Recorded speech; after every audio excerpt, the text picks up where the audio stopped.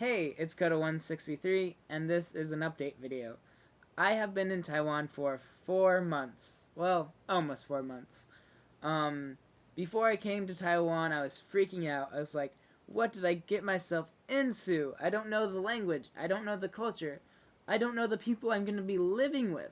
I was like, oh my freaking god, why did I do this? And then I came to Taiwan, and I was like, holy cow, this is freaking amazing. And from that point on, I haven't stressed out or regretted going to Taiwan. Sometimes I stress out about learning Chinese because Chinese is really hard, but Taiwan so far has been pretty much the best year of my life. I've gone to Taipei 101, which really wasn't that great. It's really boring. There's too many people. Everything is too expensive. It's kind of ridiculous. But I've been there. I've gone to Buddhist temples, which are really cool. They're beautiful. Like these statues that are hand painted, and it's just really cool. The religion here in Taiwan is completely different.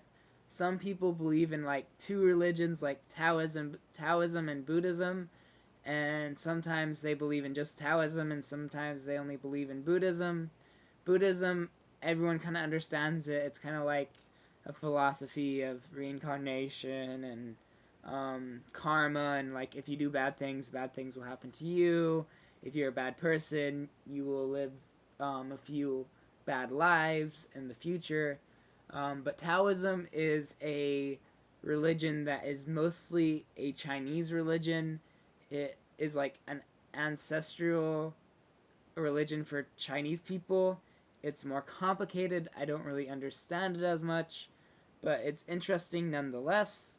And I just really love the religion and the dynamic of it all, because you have these festivals, and I've been to these Buddhist festivals, and usually the Buddhist festivals have some Taoist festival kind of thing going on too, and it's just kind of interesting, and I feel like I'm just an anthropologist, because I'm learning all these new things, I'm seeing all these new things, I'm getting a new understanding of the Chinese culture that I didn't have before coming to Taiwan, and it's just been pretty cool. Um, I think that learning Chinese is probably the hardest part of being an exchange student in Taiwan. I can say Chinese, obviously, some Chinese. I can be like "Do Xiao Qian." How much is that? I can be like "Naga Do Xiao Qian." I think that Naga is this. How much Do Xiao Qian? Na is that. Naga is this. Um, uh, a surprise though, in Chinese, something I read on the internet, but I didn't really expect to hear. People will be talking in Chinese, and all of a sudden they'll be like nigga, nigga, nigga, and it's not racist. It's like and so it's just something to really adjust to. Because it's like, why are you saying that word? Oh my god, you're saying a racist word.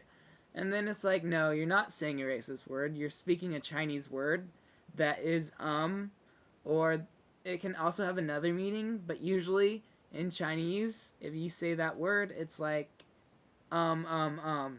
And I say a lot, so in Chinese, I'll probably end up saying that a lot when I understand Chinese.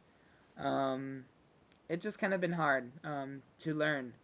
I thought I was going to learn faster than I have, and it's been a little bit of a disappointment. 我中文不好. I am not good at Chinese, or my Chinese isn't good.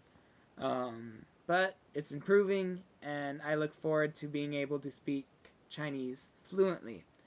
Another update is I had a conversation, a Skype conversation with my dad. It was really awkward because apparently one of my lovely family members let it slip that I was gay. And so my dad kind of confronted me about it, which is just fine. And so now he knows that I'm gay. I didn't want to tell him because I wanted him to figure it out himself, because I don't feel like you should always have to come out to your parents or to your friends, because I feel like your parents especially should know you enough to be like, yeah, my son is gay or straight. You should be able to know that um, by yourself without being informed by your kids. So it was kind of a stressful conversation. I knew he'd be okay with it, but he's kind of religious, and I know his view is kind of like God will judge me in the end. But he said he loves me no matter what. He supports me no matter what. I am his kid. Um, he's just pretty much the greatest dad you could ever ask for. And he's not even my real dad. So it just completely nuts that he is so accepting of me and that he really supports me no matter what. And I knew he would. I really did. It just, I didn't want to tell him because he should know himself. Because he raised me. He should know, you know. My son doesn't date girls. My son's best friend is a beautiful, beautiful girl, but he has never, ever, ever said anything, you know, sexually towards her, or, you know, dated her or talked about her in any way except for like being a friend. And so I guess he kind of knew already.